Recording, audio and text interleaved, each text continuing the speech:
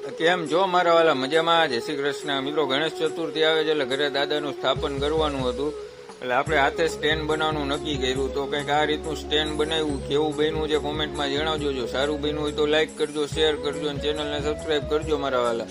પછી ગયા અમે દાદાને લેવા માટે, તો ત્યાં જઈને જોયું તો ત્યાં નાની સાઈઝથી માંડીને મોટી સાઈઝ સુધીની તમારે જેવડી જોઈએ એવી મૂર્તિ હતી, અને બધી ઇકો ફ્રેન્ડલી હતી. અમુક પીઓપીની હતી અને બાકી બધી જાજી માટીની હતી.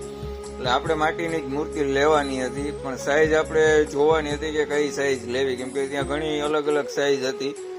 એટલે મિત્રો, જે કોઈ સ્થાપન કરો એ માટીની મૂર્તિનું સ્થાપન કરજો, જેથી કરીને ઇઝીલી વિસર્જન કરી શકો. અને વિસર્જનમાં પણ જરાક ધ્યાન રાખજો, કોઈ ઘટના ના ઘટે એની ખાસ કાળજી રાખજો. અંતે અમને અમારી મૂર્તિ ગમી ગઈ હતી અને દાદાને લઈને અમે નીકળ્યા ઘરે. મિત્રો, દાદાના દર્શન તમને નેક્સ્ટ વ્લોગમાં જરૂર કરાવીશ. તો મળીએ નેક્સ્ટ વ્લોગમાં. ત્યાં સુધી આવજો. જય શ્રી ગણેશ.